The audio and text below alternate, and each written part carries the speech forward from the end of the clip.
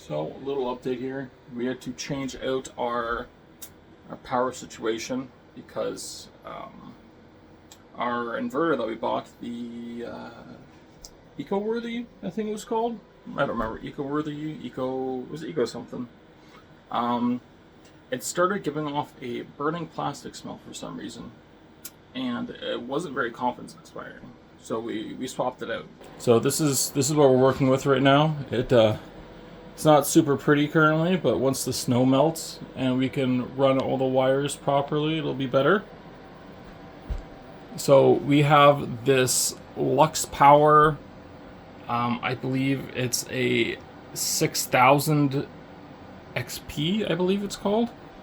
Yeah, so it's pretty nice because, number one, the manual's actually in English and makes sense, so you can understand it, which is fantastic.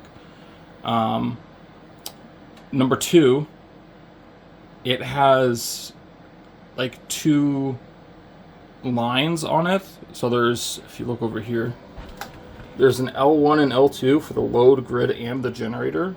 So you can have two lines coming in, which gives you the total 6,000 watts of power. So that's very nice. And it also has like integrated shutoffs that work super well. Like on the right side there is the solar shutoff, and that little switch right there is the power switch for the whole unit that will shut it off. And on the left side here is the shutoff for just AC if you just need to kill it real quick. And then you have the battery breaker, and then the breakers for each individual one that are accessible from the outside. So it's so nice. Another good thing about this is that it changes its working modes automatically, whereas the other one was just something else. You had to like fight with it, and the manual didn't tell you what anything did because it wasn't actually in English, which sucked. The piece de resistance is this guy down here that's covered in wires currently because nothing's routed properly. But this is the EG4 Chargeverter Plus. So it's a new version of their Chargeverter. And what this does is it takes the power from the generator and puts it through here, right? It brings it in and brings it out the power cables on the side, and it goes straight to the batteries. So it skips the inverter altogether. And it does that for a couple reasons. So the first one is my favorite one. Yeah, so it brings the power to the batteries. It doesn't deal with the loads at all. And that means that when you have a bunch of different loads going at once inside, it doesn't cause the generator to trip into overload because the generator is just putting out constant power to the batteries. So the loads can't force it to trip. So you don't have to worry about what you're doing inside when you're actually using the generator. Fantastic. And secondly, which is probably more important, but I like the first one better, when you use a generator, on the startup and shut off of it, it produces, I'm just gonna say dirty power. So it's not like clean, it's not like the good power that you normally use. And that over time can cause harm to your electronics. And what the Chargeverter does is it doesn't let that dirty power go into your electronics. It just cleans it itself and then puts the power through. So it's very nice. The only thing I don't like about it, to get the Chargeverter to work, it has a breaker here, right? For some reason, its idle mode is called discharging. Like if I flip this on right now,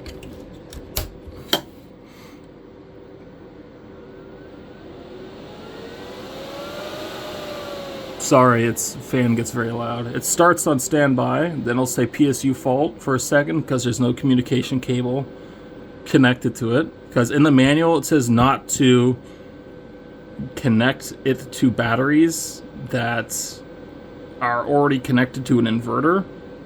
It says like 3 times, so it's probably important.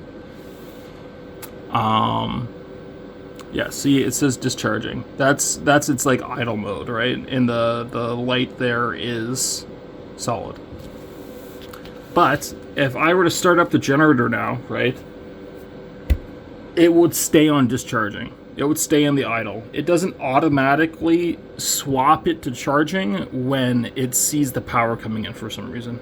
So you have to flip the switch off, and because there's power coming in, this power light would be on. So it wouldn't like shut off. Like if I turn this off now, it'll just like kill it in a little bit. Yeah, see, it's just dead here. Yeah, so when there's power coming in, you have to flip that switch off until it says it's charging, and then you flip it back on and the power will come through. I don't know why it does that. We couldn't get our solar working on it for some reason for the longest time, and I was like trying to figure out what was going on. And what it was, the inline fuse on the solar panels up there actually blew, and so it was picking up voltage the whole time, but because the fuse was blown, it wasn't like actually drawing any power. So it was like, so that's fun. Did I ever mention this little box up here? This little box, we don't really need it anymore, honestly. Yeah, but anyways, on the other inverter, there was only 1 line, whereas this one has 2, right? So there was only 1 line for solar on the other inverter. So this box was put up here to take power from extra solar panels that aren't part of like the big array up there. Because we have some extra solar panels. So the box was put up there to bring power in from those extra solar panels and put it straight onto the batteries because there was no extra line. But so it's still hooked up like that right now because, well, it's already hooked up, so there was no need to put it in through the second line of the solar on the inverter. Yeah, it's very nice. It is meant for 240, but it will work on 120. Like right now we have the 120 hookup connected to the charge inverter because our generator is a 120. So it's but it will also work with a 240. You just like change out the cables, I believe. This inverter, it's supposed to work on 240. That's what the 2 loads are for because of how the cable is set up. But because we are running 120, I believe it's only putting out 3,000 watts of the 6,000 because it's 3,000 per line. So currently we're only putting out 3,000 watts until we get the proper cabling, because the other one was just a 120 inverter, so there wasn't like an issue.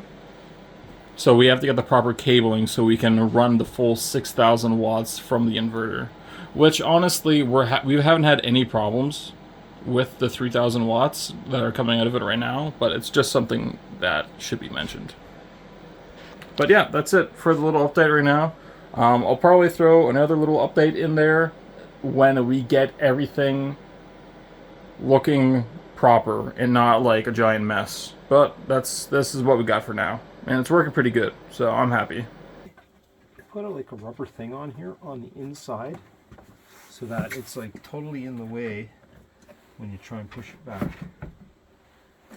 Yeah, the other generator was a lot better for it because that battery pack wasn't in the way.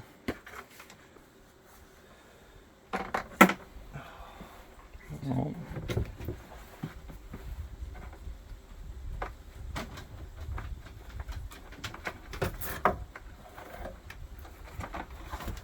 So these Furman generators are actually rather simple to change the oil on. This this yellow plug here that fell on the oil, so it's all oily now. Just goes in right there where the oil is coming out of. This needs to be tipped a little bit because the oil is just kind of going inside. But there's this the gap here. I can stick my finger up and see it. See my finger right there? There's like a little rubber this thing here, like a little rubber gasket that goes in there, and you just pop it out, and then you just undo it, and the oil just comes out of there, and it's just like 1, 2, 3. It's a lot better on the newer one that we have, but that one is been gone for service for like 6 weeks because there was a problem with the battery on it, and the choke button broke somehow, like an internal thing of the choke broke, so it wouldn't choke, so you couldn't start it properly. It was very fun. And then there was like a whole thing going on with getting parts from Furman at the place, but anywho, we're using the old generator from my dad's house. He's had it for a while, so yeah, it works really good though still. Let me just move this over and tilt this.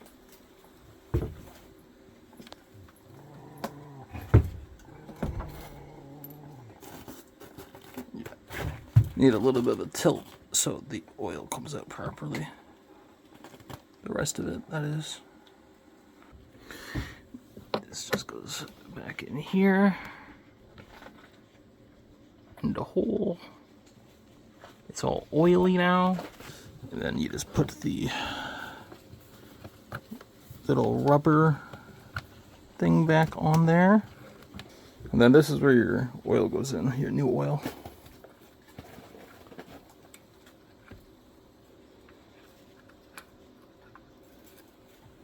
So this one takes 600 milliliters apparently, or it's like 20 point something ounces. Just throw a funnel in it, grab your little measuring cup, and you just toss her in. And that's it for the oil change. And you just throw gas in it and let her rip. No, we're going to use solar. Well, when you need to use the generator. Oh, now trick has to leave the funnel in it so it doesn't spill everywhere. Put the oil in, you put the cap back on, then you just put the back panel back on. It's just 4 screws, 4 Phillips, and you're good to go. Nice and simple. So the only problem with this generator is we couldn't get it working for like 3-4 days for some reason. And turns out the problem is that there is a like an air hole on the cap somewhere that's plugged. And I don't know where the hole is, but the way we found it out was like the generator would run for like 10 minutes and then it would just die. We couldn't figure out why. It didn't go to the overload or anything, it just turned off. And after like researching a bunch of stuff on some forum, it said try loosening your gas cap when the generator's running, and if it works and it doesn't shut off, it means that you have a plug in it. And sure enough, that's what the problem was.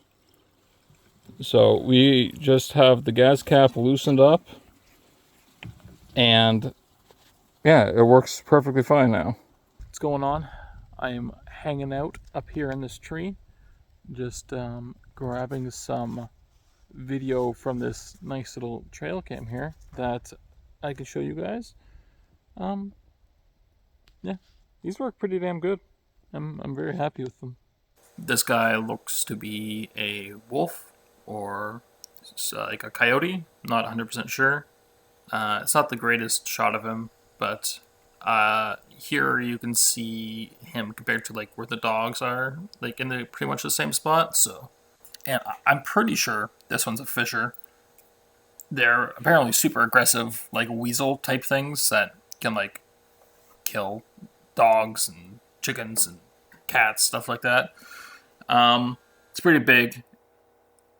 Got the video of it here, and then also this picture of its front, and can also compare that to where the dog's at, just so you can see.